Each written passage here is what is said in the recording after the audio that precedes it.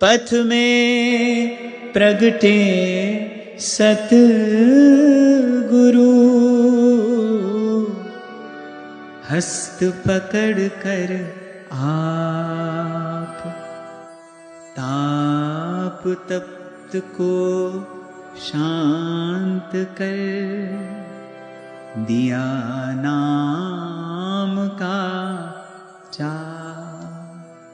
आप भजन के अतिरिक्त कुछ और करता होगा तो भाई जो पीछे आएगा उसको भी लगाएगा।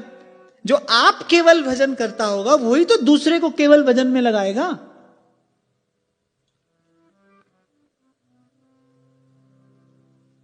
अब गुरु आप ही अगर खटपट में लगा है तो भाई बिना ही कहे शिष्य को खटपट में लगना पड़ेगा। वो सबसे मुक्त होकर भजन में लगा है तभी तो किसी को भजन में लगाएगा।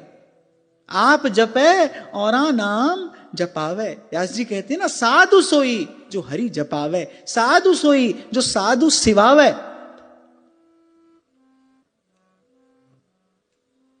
एक एक वाक्य एक समृद्ध घर का नवयुवक सुंदर बालक विवाह करने जा रहा है, बारात सजी है। एक वाक्य एक महापुरुष का, अरे आया था हरि भजन को करी नरक की ठौर। कुछ होगा ना उस संत की वाणी में, कोई बल कोई शक्ति कोई सामर्थ्य होगी ना उसके शब्दों में। साधु हो गया। शुक संप्रदाय के महान संत हुए, बड़ी सुंदर उनकी वाणी है। एक एक शब्द सुना। इसीलिए गोस्वामी जी कहते हैं, महामोहतम पुंज जासु वचन रवि करहि निकल। इसलिए कहा जाता है आप मत ढूंढिए संत को। अपने मन बुद्धि से जो आकलन किया जाएगा उसमें भूल हो सकती है, हो ही जाती है। दीक्षा निवेदन पत्र आता है ना, कभी कभी ऐसी बात पढ़ने को मिलती है, प्रसन्नता होती है पढ़कर। पूछा जाता है ना इससे पूर्व का आध्यात्मिक जीवन, फिर कभी कोई लिख देता है कि अरे जब तक गुरु ही नहीं मिला तो कैसा आध्यात्मिक जीवन। बिल्कुल सही बात है, ऐसा ही तो है। उससे पहले तो व्यक्ति अपना मन माना आचरण करता है, कभी ठीक करता है कभी गलत करता है, ऐसे ही करता है। यात्रा तो गुरु के मिलने के बाद ही आरंभ होती है। मेरी व्यक्तिगत श्रद्धा तो इसी में है, हजार हजार लाख लाख बात करने से अच्छा है उस दिशा में कोई एक कार्य करे, एक पहला कदम रखे। कितना भी मुश्किल हो पर पहला कदम रखे, साहस करे। बड़े लोग एक कहावत कहते हैं ना, हिम्मत मर्दा मदद खुदा। कोई साहस करे, भगवान तो है ही, तो संगी सहाई है ही।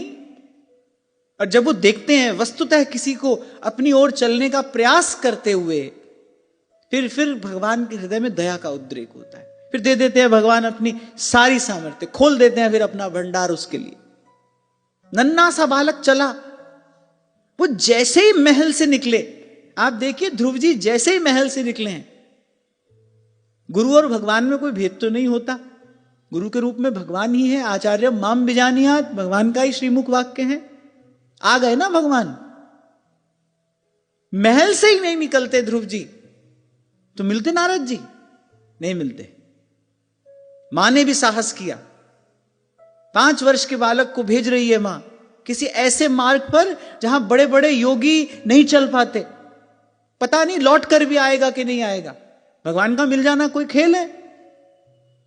मां को थोड़ी पता था कि 6 महीने में ही भगवान की कृपा प्राप्त हो जाएगी। मां ने तो भेज दिया कि तू जा। कब लौटेगा मां को पता नहीं है, लौटेगा भी कि नहीं लौटेगा ये मां नहीं जानती, पर मां ने भेजा कि जा बेटा नारायण का भजन कर, वही परम पद है, उसी की प्राप्ति कर। और वो नन्हा सा बालक भी निकल पड़ा। माता की आज्ञा शिरोधार्य करके, इस क्षत्रिय तेज को प्रणाम है, अपना तिरस्कार सह नहीं पाया। बोली आप महल में पड़े रहकर अपमानित होने से तो अच्छा है भगवत प्राप्ति का प्रयास करते करते अपने प्राणों का उत्सर्ग कर दूं, प्राण न्यौछावर कर दूं, बालक भी निकल पड़ा। पर आप देखिए घटना क्या घटी, निकलते ही नारद जी मिल गए। इसको कहते हैं हिम्मते मर्दा। कोई प्रयास करे, आप देखो भगवान तो तैयार खड़े हैं। मैं तो आपसे बार बार कहता हूं ना, भगवान को और काम क्या करना है। संसार बनाने का काम भगवान ने ब्रह्मा जी को दे दिया है, चलाने का शेषशाही नारायण कर रहे हैं। संहार का समय आता है तो रुद्र अपना कार्य कर देते हैं। भगवान को तो इसकी कोई चिंता है नहीं, भगवान तो इस ओर से सर्वथा निश्चिंत हैं। भगवान को और कार्य क्या करना है, वो तो अपने भक्तों की सहायता के लिए ही खड़े हैं। कोई उनकी ओर चले तो सही। मुंशी प्रेमचंद की ये पंक्ति है, बहुत बरस पहले एक उपन्यास पढ़ा था मैंने, उसमें मिल गई थी। वो कहते हैं आश्चर्य है कोई भीड़ में रास्ता चाहता। सोचकर देखो, बड़ी गंभीर बात है, इंटेंस। फिर आश्चर्य है कोई भीड़ में रास्ता चाहता है। भीड़ भी चाहते हैं, रास्ता भी चाहते हैं। भीड़ तो रास्ते को बाधित करती है, भीड़ आपकी गति को बाधित करती है। आपको यहां से मान लो श्री जी के मंदिर जाना है, कोई नहीं है, 3 मिनट में पहुंच जाओगे। बहुत भीड़ होगी तो 30 मिनट भी लग सकते हैं, और हो सकता है आरती तक पहुंचो ही नहीं, पहले ही पट हो जाए, है ना, हो सकता है ना ऐसा। तो भीड़ ने बाधित की, मार्ग बाधित किया। देखो व्यक्ति भीड़ भी चाहता है, सब हमको जाने, सब हमको माने। कितने बड़े त्यागी बैरागी देखो हम हो गए, कितने बड़े सिद्ध हम हो गए, अब सारे संसार को पता चलनी चाहिए हम जगत गुरु हैं। भीड़ भी चाहता है। प्रभु तक पहुंचने का मार्ग भी कितना विरोधाभासी है ये। इसको जल्दी पहुंचना है, जिसको पहुंचने की जल्दी है ना, वो तो कोई ऐसा रास्ता ढूंढता है जिस पर कम से कम लोग, जिसको पहुंचने की जल्दी है, शीघ्रता है, जो समय पर पहुंचना चाहता है, समय से पहले, वो तो कोई ऐसा मार्ग ढूंढेगा जिस पर बहुत लोगों का आना जाना ना हो। वो तो कोई ऐसा रास्ता ढूंढेगा। इसीलिए संतों ने ही एकांत का मार्ग चुना है, जल्दी पहुंचा जाता है। इसीलिए नारद जी भक्ति सूत्र में कह रहे भक्ता एकांतिनो मुख्या। वैसे भजन भीड़ में रहने भी नहीं देता। ऐसा नहीं कि भीड़ में भजन होता नहीं, ऐसा नहीं है कि भीड़ में भजन नहीं होता, भजन भीड़ में रहने नहीं देता। और ये मैं नहीं कह रहा, श्री हरिवंश नाम रस झिले क्यों सोहे लोगन में मिले। जब वो नाम की खुमारी चढ़ती है, जब वो भीतर से जब वो रस मिलता है, तो आपको भीड़ का हिस्सा नहीं रहने देता, क्योंकि भीड़ तो भेड़ बना देती है। आप लोग बोलचाल में एक शब्द प्रयोग करते हो ना, भेड़ चाल। भेड़ चाल किसको कहते हैं? बिना सोचे बिना विचारे आगे वाली भेड़ को देखकर पीछे वाली भेड़ चलती है, उसको देखकर पीछे वाली चलती है, इसी को भेड़ चाल कहते हैं। शायद तभी कबीर जी ने कहा कि के नहीं लेहड़े, हंसन की नहीं पात, रत्नन की नहीं बोरियां, और साधु न मिले जमा। कोई होता है समहात्मा सुदुर्लभा। तभी आपसे कहता हूं, श्री जी के सन्मुख जाते हो तो मांगना तो हम नहीं छोड़ सकते, ये मांगिए। हमारा भी भाग्य जगे साधु संगति से, कोई साधु मिले, कोई संत मिले, हम भी कह सकें भाग्य जग्या हमारा साध संगत सु सावरिया के बट। और एक बात मैं आपको विश्वास पूर्वक परंतु विनम्रता पूर्वक कह रहा हूं कि जो आज मैंने आपसे जो भी कहा, ये मैंने पढ़ सुनकर नहीं कहा। बस इतना ही संकेत आपको कर सकता हूं, ये मैंने आपको पढ़ सुनकर नहीं कहा है। कोई सच्चा साधु मिल जाए, उसका संग वस्तुतः ऐसा कर देने की सामर्थ्य रखता है जो किसी भी साधन से संभव नहीं है। वो एक ऐसे सच्चे साधु के संग से संभव हो जाता है। इसीलिए बाईसा कहती भाग जग्या, अरे मेरा सोया भाग्य जगा, भाग जग्या हमारा साध संगत सु सावरिया के बट। अगर बिना भगवत भाव के कुछ करो तो वो तो कर्म ही है, अंत में बंधन में ही डालने वाला है। वो बड़े से बड़ा पुण्य भी क्यों ना हो। तभी गोस्वामी जी कह रहे हैं सो सब कर्म धर्म जर जाओ। सीधे शब्दों में कहें तो बोले आग लगे इन सब में। सो सब कर्म धर्म जर जाऊ, जहन राम पद पंकज भाऊ। जोग कुजोग ज्ञान अज्ञानु, जहन ही राम प्रेम पर धानु।